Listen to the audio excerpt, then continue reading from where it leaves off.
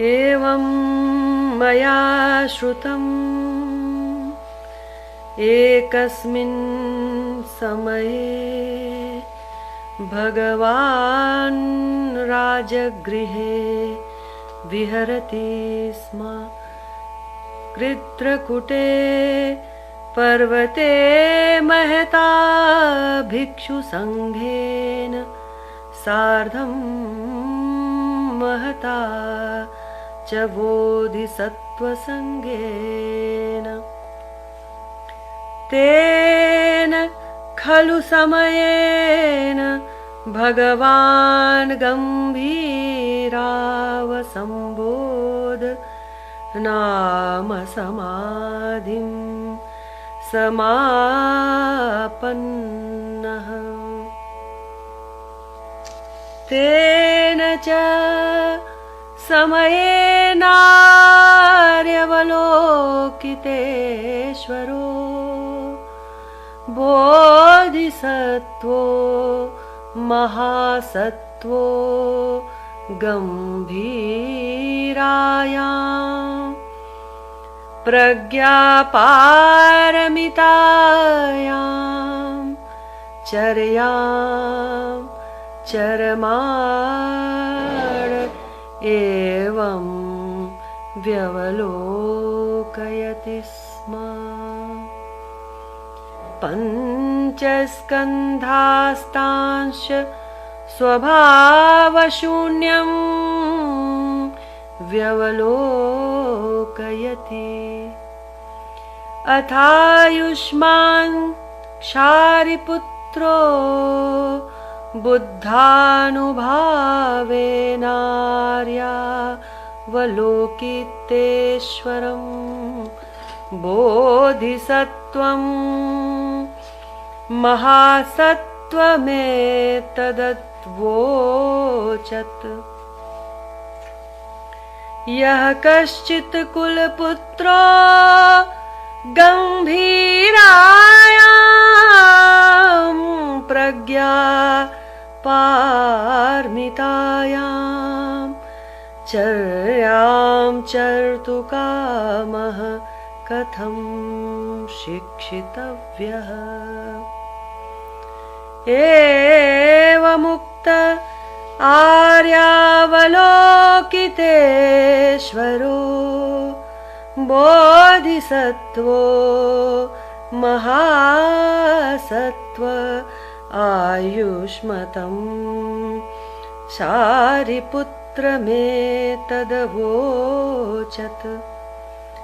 यः कश्चित् शारिपुत्र कुलपुत्रो वा कुलदुहिता वा गम्भीरायां प्रज्ञापारमितायां चर्यां चर्तुकामस्तेनैवं व्यवलोकयितव्यम्। पञ्चस्कन्धास्तांश स्वभावशून्यान् समनुपश्यति स्म। रूपं शून्यता शून्यतैव रूपम्। रूपान् पृथक् शून्यता शून्यतायान पृथग्रूपम्। यद्रूपं सा शून्यताया शून्यता तद्रूपम्।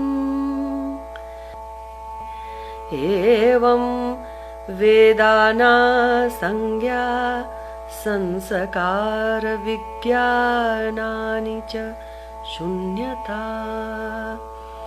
एवं शारिपुत्र सर्वधर्मा शून्यता कक्षणा अनुत्पन्ना अनिरुद्धा अमला विमला अनूना असंपूर्णा तस्मात् तर्हि शारिपुत्र शून्यतायां न रूपं न वेदना न संज्ञा न संस्कारा न विज्ञानम् न चक्षुर्न श्रोत्रं न घ्राणं न जिह्व न कायो न मनो न रूपं न शब्दो न गन्धो न रसो न स्प्रष्टव्यं न धर्मः न चक्षुर्धातुर्यावन्न मनो धातुर्न धर्मधातुर्न मनो विज्ञान धातुः न विद्या न क्षयो यावन्न जरा मरणं न जरा मरणक्षयः न दुःख समुदय निरोध मार्गा न ज्ञानं न प्राप्तिर्न प्राप्तिः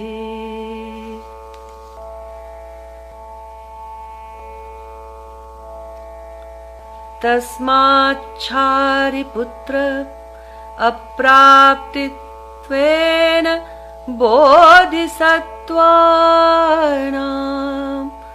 प्रज्ञापारमितामश्रित्य विहरति चित्तावरणः चित्तावरणनास्तित्वादत्रस्तो विपर्यासातिक्रान्तो निष्ठनिर्वणः त्रयद्वव्यस्थिता सर्वबुद्धाः प्रज्ञापारमितामाश्रित्यानुत्तराम् सम्यक् सम्बोधिमभिसम्बुद्धाः तस्मात् ज्ञातव्यः प्रज्ञापारमिता महामन्त्रो महाविद्यामन्त्रो नुत्तरमन्त्रो समसममन्त्रः सर्वदुःख प्रशमनमन्त्रः सत्यममिथ्यत्वात् प्रज्ञापारमिताया मुक्तो मन्त्रः तद्यथा गते गते पारगते पारसंगते बोधिस्वाहा एवं शारिपुत्र गंभीरायां प्रज्ञापारमितायां चर्यायां शिक्षितव्यं बोधिसत्त्वेन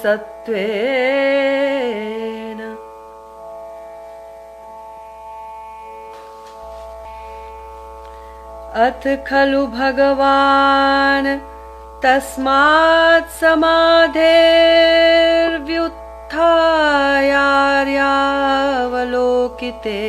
समाधेर्व्युत्थायार्यावलोकितेश्वरस्य बोधिसत्त्वस्य महासत्त्वस्य साधुकारमदात् साधु साधु कुलपुत्र एवमेतत् कुलपुत्र एवमेतद् गंभीरायां प्रज्ञा पारमितायां चर्यं चर्तव्यं यथा त्वया निर्दिष्टमनुमोद्यये